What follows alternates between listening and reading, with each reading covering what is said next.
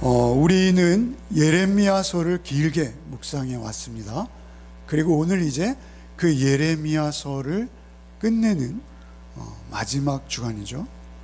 오늘 설교를 하고 이 예레미야서는 한동안 우리가 볼 일이 거의 없을 것 같아요. 통독을 하시면 계속 보겠습니다만, 예레미야서의 결론은 무엇입니까? 바벨론에 항복하라고 계속 메시지를 내던 예레미야가 바로 그 바벨론도 멸망할 것이다 라는 것으로 예레미야의 결론이 끝나고 있는 것이죠.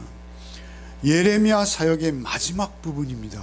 오늘 이 51장이 예레미야의 말이 여기서 그치니라 하고 52장은 다른 내용이에요. 그래서 1장에서 예레미야가 소명을 받고 이 52장까지 바쁘게 힘겹게 전개해온 사역의 마지막 부분, 그 부분에서 아주 뜻밖의 바벨론에 항복하여 순복하고 바벨론 땅에서 70년의 징계를 받아야 할 것이다 라고 선언하던 예레미야가 그 바벨론이 망할 것이다, 황폐할 것이다, 아주 자취도 없이 사라질 것이다, 그렇게 확언하는 것이죠. 예언하는 것이죠. 이것은 굉장히 예상할 수 없는 행동입니다. 우리는 쉽게 그냥 제국은 멸망해, 그 피와 남의 타인의 땀으로 쟁취한 그 불의한 정권은 반드시 망할 수밖에 없어 라고 우리가 생각하죠. 그럼에도 불구하고 그것이 너무나 당연히 역사에서 누누이 중첩되고 증거되어진 사실, 불변할 진리임에도 불구하고 우리가 예레미야의 사역을 이해하고 그 순복해, 그 항복해 라고 권유하던 그 예언의 말씀과 망하리라는 진리의 말씀 사이에 긴장이 있어요. 그것을 어떻게 우리가 이해할 것인가, 그리고 바벨론의 멸망을 우리는 어떻게 받아들여야 할 것인가, 거기에 대해서 결론을 내는 시간이었으면 좋겠어요. 같이 좀 고민해보는 시간이 되었으면 좋겠다라는 것이죠. 바벨론의 멸망을 통해서 하나님이 우리에게 교훈하시고자 하시는 바는 과연 무엇인가? 59절을 먼저 함께 읽겠습니다.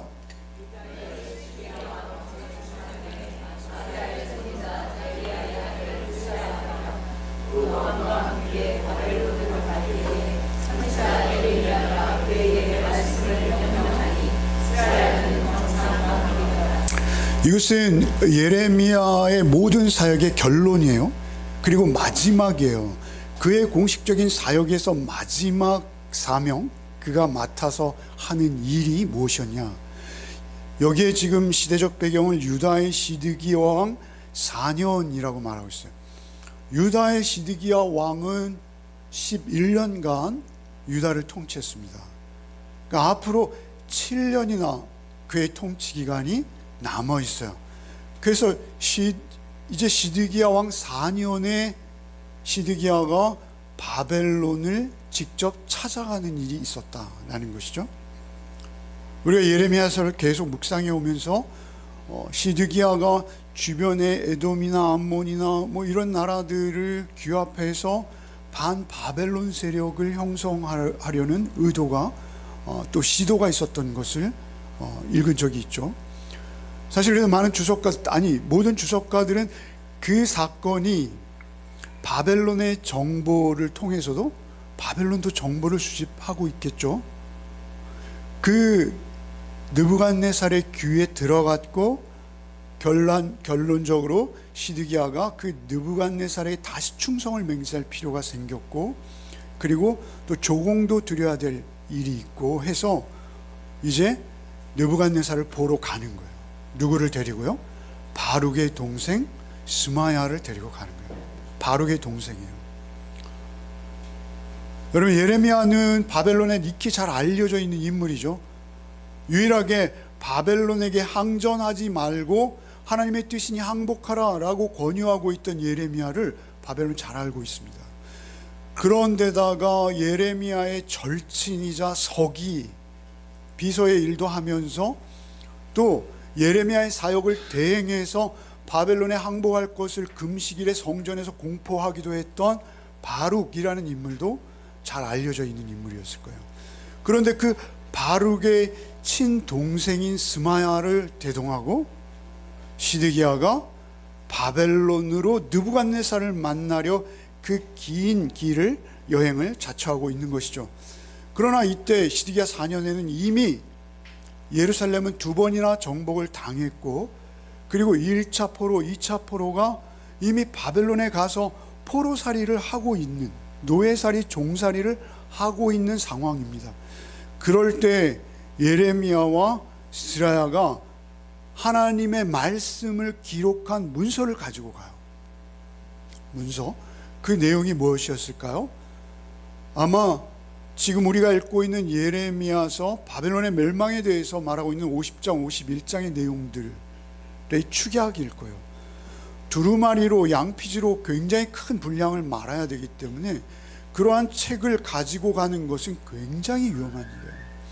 그런데 그 바벨론의 멸망에 대한 기록을 가지고 가라는 거예요. 뿐만 아니라 그것을 가서 읽으라는 거예요. 예레미야가 그러한 명령을 스마야에게 하는 것이죠.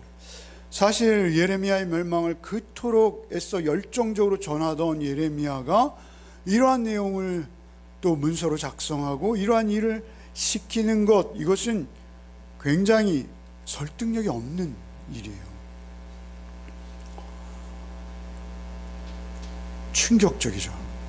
이건 참으로 우리가 표현할 경악할 만한 일인 것입니다. 그 책으로 읽고 또 그것을 묶어서, 돌에 묶어서 그들의 상징이요 그들의 젖줄인 유브라데 강에 잠기우게 하라는 것이죠. 잠기우기, 상징 행동이에요. 이러한 행동, 굉장히 눈에 띄는 행동들입니다. 이러한 행동을 할 때 바벨론에게 발각되어지면 그때 당시의 상황이나 어떤 군주제의 그 정치 형태의 모습으로 그들은 즉시 처형되어도 아무 할 말이 없는, 시드기야도 난처한 것이요, 참으로 이건 상상할 수 없는 일인 거예요. 그런데 놀랍게도 스마야는 그 일을 수행해 내고 마는 것이죠. 스라야가 그것을 행할 수 있는 근거는 무엇입니까? 그의 믿음입니다. 사실 그가 유다의 귀족 출신으로서 승승장구하고 있는 성공의 가도를, 병참감이라는 벼슬은 아무에게나 붙는 벼슬이 아니죠. 그 유다의 모든 병기를 관리하고 대단한 직위입니다. 그리고 시드기야가 그를 대동할 수 있었던 것이죠. 그럴 만한 소위 말하면 기득권층이었음에도 불구하고 그가 아니라거나, 그리고 그의 그 넉넉한 환경에 안주하지 아니하고 눈에 보이진 않으나 하나님이 지금도 이 세계 역사를 주관하고 계시고 이 결국을 주관하시고 결론 내실 분은 하나님 한 분이시라는 것을 그는 온전히 믿고 있었던 것이죠. 자신의 생명과 자신의 가족과 자신의 지금 생애 동안 쌓아왔던 모든 것들을 비교해도 하나님의 말씀에 순종하는 것에 더 가벼웠던 것입니다. 대단한 믿음이죠. 그러한 믿음으로 그가 이 일을 수행하고 있는 것이죠. 60절, 61절, 62절을 같이 읽겠습니다. 예레미야가 바벨론에 닥칠 모든 재난, 곧 바벨론에 대하여 기록한 이 모든 말씀을 한 책에 기록하고 스라야에게 말하기를, 너는 바벨론에 이르거든 삼가 이 모든 말씀을 읽고 말하기를, 여호와여 주께서 이곳에 대하여 말씀하시기를, 이 땅을 멸하여 사람이나 짐승이 거기에 살지 못하게 하고 영원한 폐허가 되리라 하셨나이다 하라 하니라. 60절에 한 책에 기록하라고 했죠. 그리고 61절에 거기 가서 읽으라 하십니다. 굉장히 위험한 행동이에요. 청중이 누구인지는 구체적으로 본문이 밝히고 있지 않으나 거기에 있는 1차, 2차 포로로 끌려간 유대 민족들이겠죠. 금방 입소문이 날 겁니다. 62절에 그 내용이 뭐예요? 이 땅을 멸하여 사람이나 짐승이 거기에 살지 못하게 하고 영원한 폐허가 되리라 라는 내용이었던 것이죠. 아주 철저한 파괴를 말하는 거예요. 그 권력은 박탈될 것이요, 그들은 심각한 굴욕, 죽음 앞에서도 당할 수 있는 모든 모욕과 굴욕을 감당하고 마지막이 될 것이요, 그들은 결국 정복되어서 거기는 원래 아무것도 없었던 것처럼 폐허가 될 것이다, 이렇게 말하는 것이죠. 바벨론이 압제하고 착취하고 그 악한 바벨론의 몰락은 당연한 것입니다. 그럼에도 불구하고 그 바벨론은 너무나 상징적인 존재였고, 그 상징적인 존재는 마치 유대의 역사와 성경을 기록하는 역사의 암호와 같이 각인되었습니다. 그래서 바벨론의 멸망에 대해서 오늘 우리가 묵상합니다만, 그 바벨론은 성경 전체를 통해서 아주 특별한 세력의 대표입니다. 어디서 확인할 수 있냐면, 그 바벨론이라는 암호화된 그 의미가 사도 요한이 기록한 계시록에도 여러 번 상당히 많은 분량을 할애해서 등장하고 있다라는 것이죠. 한번 확인해 보겠습니다. 계시록 18장 2절로 3절 한번 읽어봅시다. 힘찬 음성으로 외쳐 이르되 무너졌도다 무너졌도다 큰 성 바벨론이요, 귀신의 처소와 각종 더러운 영이 모이는 곳과 각종 더럽고 가증한 새들이 모이는 곳이 되었도다. 그 음행의 진노의 포도주로 말미암아 만국이 무너졌으며 또 땅의 왕들이 그와 더불어 음행하였으며 땅의 상인들도 사체의 세력으로 치부하였도다. 그 왕들, 그리고 사체의 생인들, 상인들, 요즘 말로 하면 기업인이라 할 수 있죠. 그 지도자들 모두, 그 주변의 나라들까지 다 귀신의 처소와 더러운 영이 모이는 곳이 되고 말았구나, 바벨론이요 라고 말씀하시는 것이죠. 그 바벨론을 하나님께서 심판하시는 거예요. 마지막 때 계시록 18장 10절도 한번 읽어봅시다. 그의 고통을 무서워하여 멀리 서서 이르되 화이토다 화이토다 큰 성 견고한 성 바벨론이여, 한 시간에 내 심판이 이르렀다리로다. 한 시간에 이르렀다. 바벨론의 심판이 한 시간에 이르렀다. 그때 당시의 사람들이 바벨론을 볼 때 아주 그것은 영원할 것처럼 보였을 거예요. 결코 세상은 다 망해도 바벨론은 끝까지 갈 거야, 영원할 것처럼. 요즘 그렇게 살지 않습니까? 세상이 그렇게 돌아가지 않습니까? 영원할 것처럼. 그러나 한 시간이래요, 한 시간. 계시록 18장 21절로 24절 읽어봅시다. 이에 한 힘센 천사가 큰 맷돌 같은 돌을 들어 바다에 던져 이르되 큰 성 바벨론이 이같이 비참하게 던져져 결코 다시 보이지 아니하리로다. 또 검은 옷 타는 자와 풍류하는 자와 퉁소 부는 자와 나팔 부는 자들의 소리가 결코 다시 내 안에서 들리지 아니하고 어떠한 세공업자든지 결코 다시 내 안에서 보이지 아니하고 또 맷돌 소리가 결코 다시 내 안에. 여기까지만 읽겠습니다. 23절 24절 계속 내용이 뭐냐면 한 사람도 남지 않는다는 거예요. 그 바벨론에 속했던, 그 바벨론의 논리와 그 바벨론의 가치를 쫓아가던 그들, 그 거리에는 신랑 신부의 소리도 그냥 사람들이 살아가는 평범한 일상에서 들려오는 그러한 잔잔한 소리들조차도 침묵하게 될 것이다. 여기 뭐라 하십니까? 21절에 바다에 던져 이르되 큰 성 바벨론이 이와 같이 비참하게 던져졌다. 이제 가라앉아서 다시는 스스로 떠오를 수 없도록 영원한 침묵으로 가라앉았다 라고 선언하는 거예요. 바벨론의 최후는 그렇게 정해져 있는 거예요. 그래서 제가 그날 묵상 말씀의 상당 부분을 할애해서 뭐라 말씀드렸습니까? 성경이 말하는 인류의 역사는 결론은 하나입니다. 우리는 이 땅이 그리고 우리 지구가 영원히 발전할 것 같은 착각을 가지고 있어요. 지구가 환경이 오염되어서 거주할 수 없게 되면 화성 가고, 화성도 못마땅하면 다른 어떤 태양계와 비슷한 우주계를 발견하기라도 할 것처럼, 영원할 것처럼 우리가 착각하고 있는 것이죠. 그러나 성경은 그렇게 말씀하지 않으세요. 시종일관 심판을 말씀하십니다. 하나님께서, 우리 주님께서 다시 오셔서 불의와 의를 나누시고 사랑과 증오를 나누시고 그렇게 나누시는 것으로 끝난다는 것입니다. 알곡과 가라지가 나뉘어질 것이다가 성경의 진리인 것입니다. 여러분 63절 64절 한번 읽어봅시다.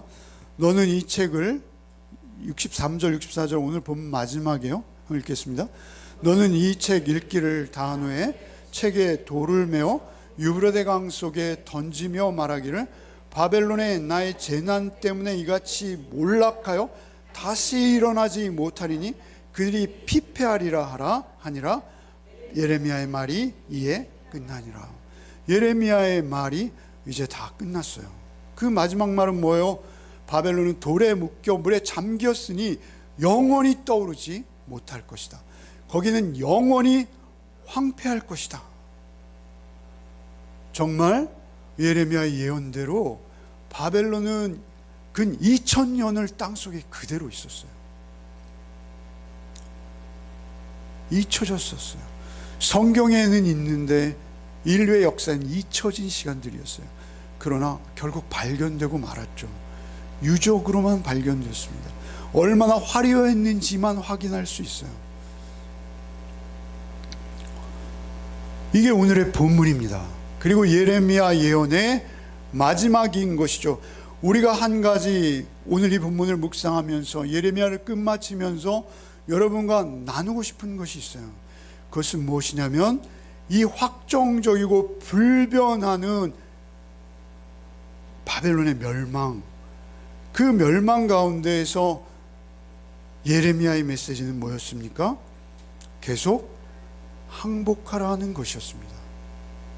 바벨론의 포로살이, 종살이를 인정하라는 것이었습니다.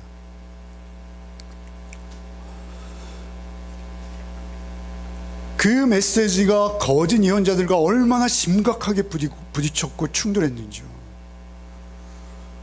여러분, 거짓 예언자들도요, 나름대로 위험을 감수하며 예언했습니다. 바벨론에게 많이 죽었어요. 그런데 그들의 예언은 뭐였습니까? 우리가 바벨론에 빼앗겼던 이 하나님 성전의 도구들 내년이면 돌아올 거야.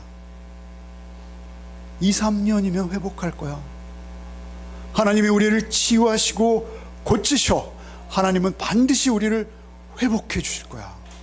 그런데 그 시간은 곧.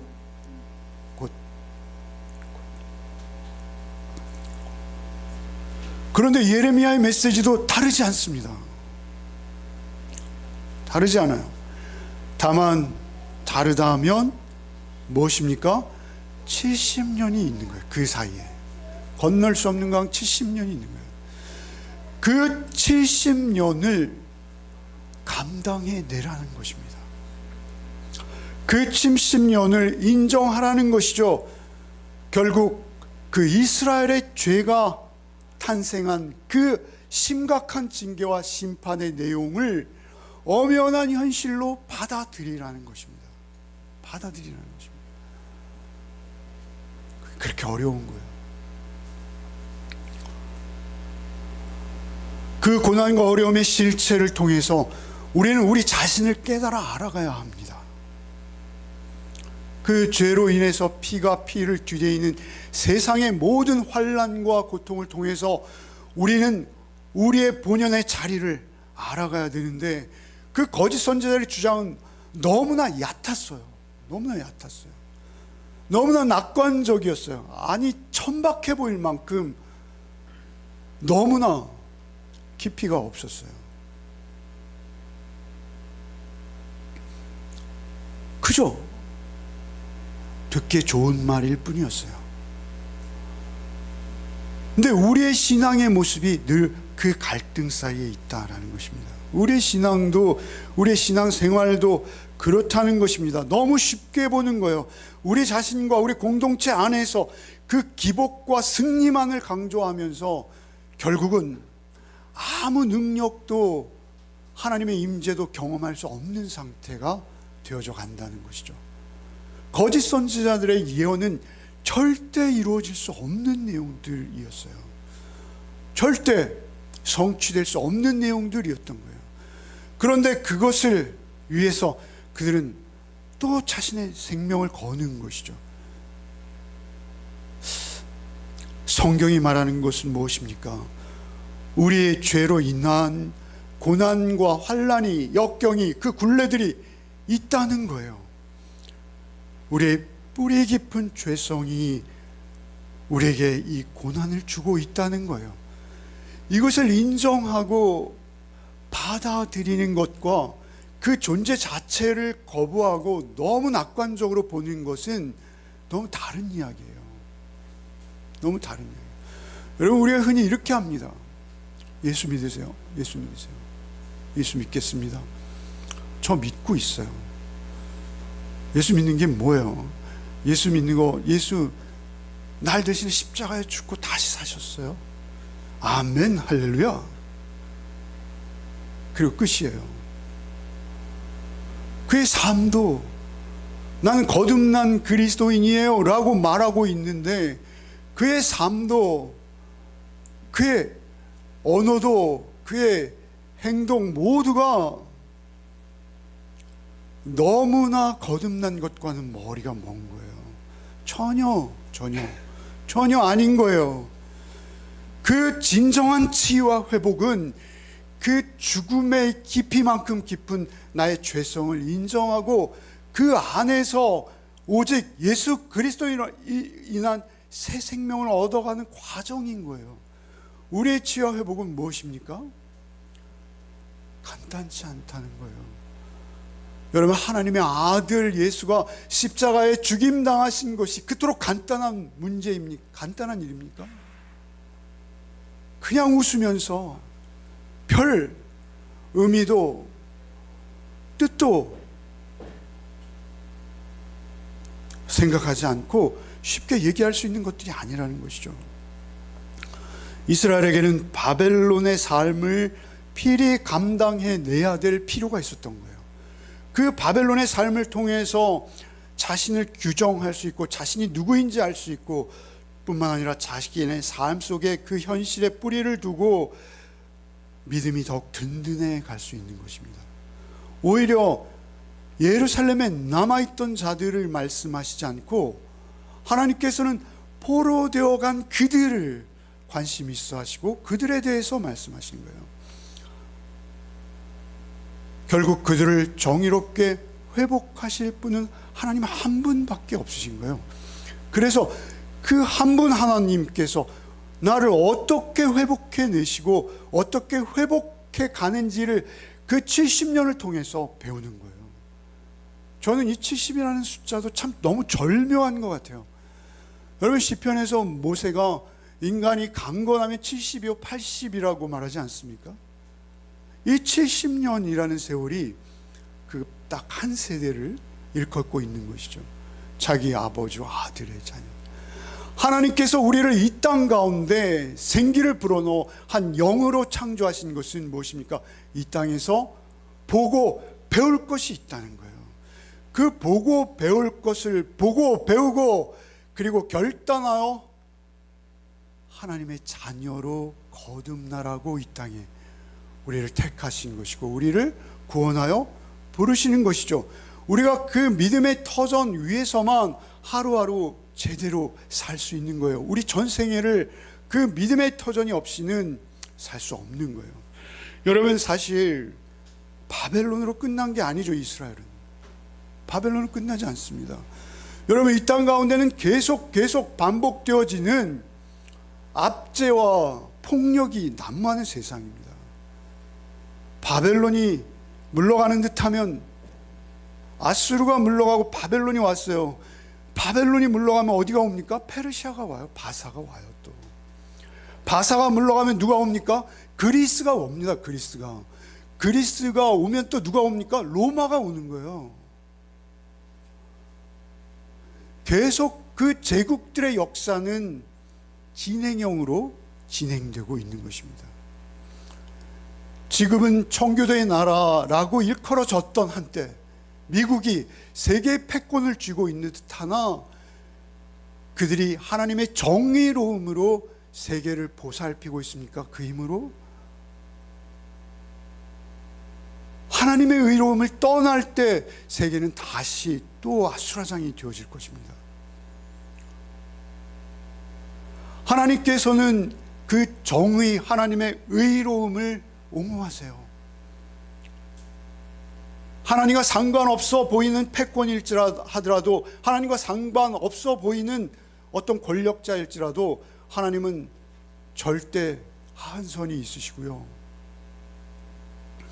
하나님은 그대로 방치하시지 않는다라는 것이죠. 우리가 하나님의 사랑의 통치를 이 땅 가운데 구현해낼 수 있어야 하지만 바벨론은 너무 커 보이고 우리 안에 상관없어 보이는 것이죠. 그럼에도 불구하고 우리가 하나님의 도구라면 우리의 삶 속에서 하루하루 하나님의 공의와 사랑을 쫓아 살아내려는 노력을 멈추지 말아야 되는 거예요. 그 몸부림을 계속해 나가야 되는 거예요. 그것은 어떤 외부적인 요인도 있으나 내 안에 내부적인 요인이 더 클 것입니다. 내 안에 그 내부적인 싸움을 우리는 지리하지만 주님께 의지해서 하루하루 감당해 내는 것이죠. 우리가 오직 주님의 긍휼과 자비를 구하는 수밖에 없다라는 것이죠. 우리의 힘은 작고 나약합니다. 그럼에도 불구하고 우리는 인내하며 믿음으로 하나님의 능력을 구해야 합니다. 하나님의 은혜를 구해야 합니다. 그리고 이 포로 생활을 통해서 우리는 하나하나 배워가야 하는 것입니다.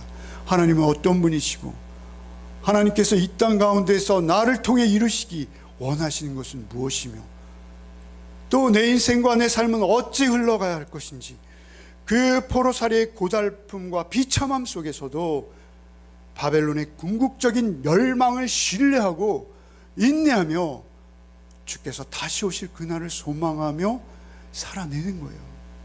그것이 그리스도인의 삶이라는 것입니다.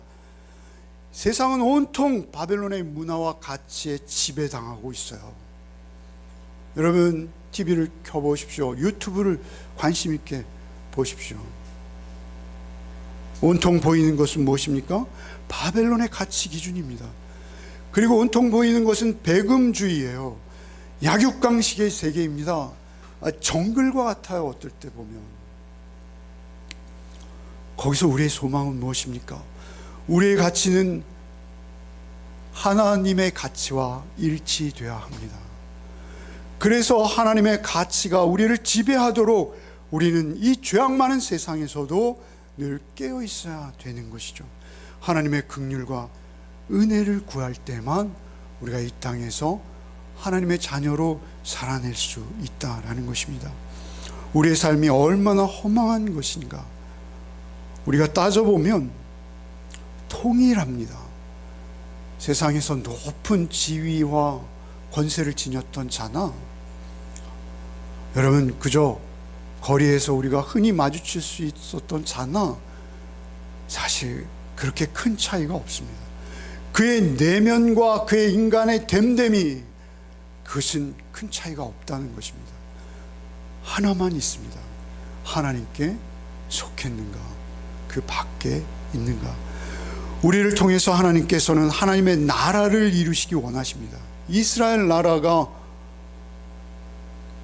비록 망했어도 그 나라의 백성들은 바벨론으로 옮겨졌을 뿐, 그 바벨론의 압제와 피 흘리는 약육강식의 동물 농장 같은 그 세계에서도 하나님의 가치와 하나님의 말씀을 쫓아 살아가는 자들이 있다라는 거예요.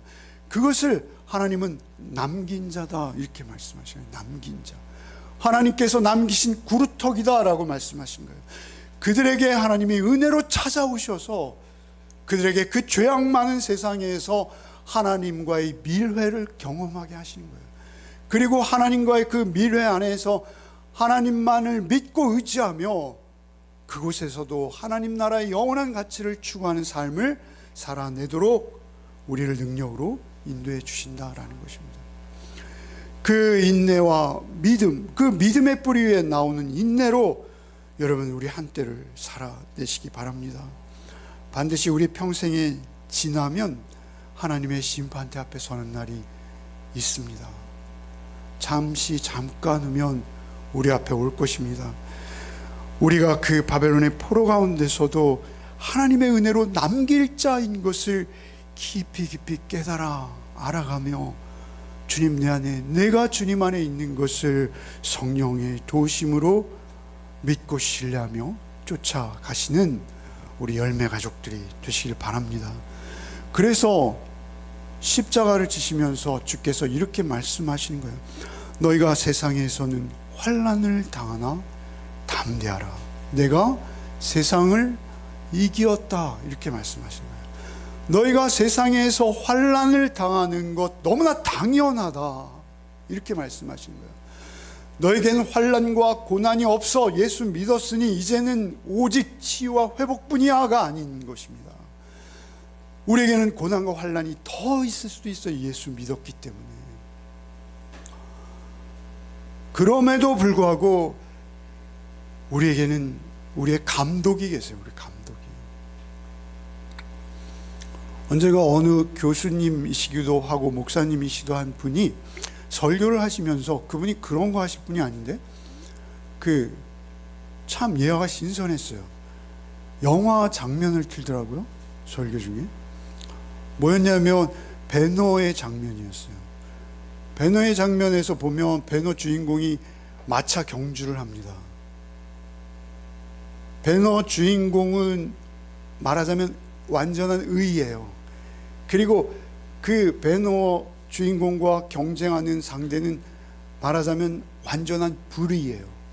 자기가 불의를 작정했어요. 그래서 세상의 영화와 부귀와 권세를 차지하기 위해서 어떠한 짓도 서슴없이 할 수 있는 그러한 자와, 그리고 그 자에게 한없이 핍박받아서 이제 구사일생으로 살아 돌아온 모세가 그 원형 경주장에서 마차 경주를 하는 거예요. 그런데 그 주인공을 맡았던 크라크 케이블인가요?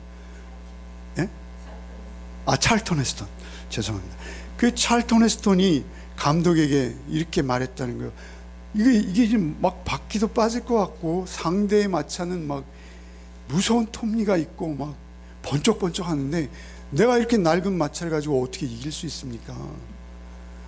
그러니까 감독이 걱정하지 말아라. 그냥 버텨라. 그냥 고삐를 잡고만 있어라. 너 이기게 해줄게.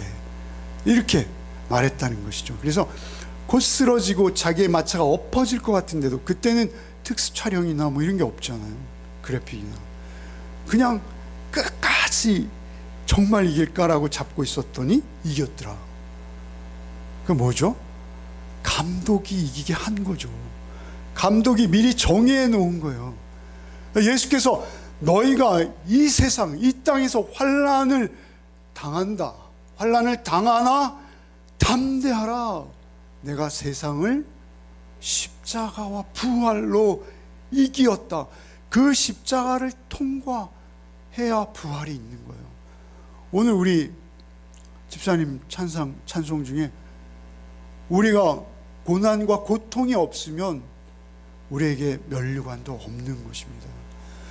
우리가 그 고난과 고통을 이겨나가는 것이고 오히려 당연히 받아들이고 그런 고난과 고통이 올 때 그것을 분별할 수 있어야 돼요. 이것이 이러한 죄의 근거에서 당연히 이 땅 가운데 우리에게 보여주시는 고난이구나. 이것을 내가 감당할 수 있도록 주여 나를 긍휼히 여기사 성령으로 충만케 하시고 오직 저것을 분별하여 인내함으로 최후 승리를 믿게 하여 주옵소서. 바울 사도는 이것을 이렇게 말씀하시죠. 로마서 8장 37절 모든 일에 우리를 사랑하시는 이로 말미암아 넉넉히 이기느니라 이렇게 말씀해요. 우리를 사랑하신 이가 살아가셨던 모범이 있어요. 예수께서 이 땅에 오셔서 살아내신 공생애는 고난으로 점철되어 있습니다. 그런데 우리가 어찌 모든 고난에서 우리와 무관하다 할 수 있겠습니까? 우리에게 작고 큰 고난이 있을 때마다 우리는 더욱 주의 사랑 앞으로 나가야 합니다. 하나님의 공의로우심 앞으로 나가야 합니다. 그럴 때 하나님께서 우리에게 분별력도 주시고 믿음도 주시고 은혜도 주셔서 넉넉히 감당하게 하실 줄 믿습니다.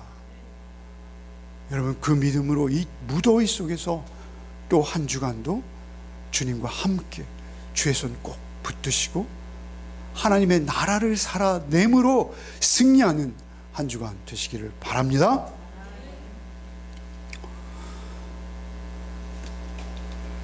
주님, 우리가 살아가는 이 땅이 죄 많은 세상임을 잊지 않게 하여 주옵소서.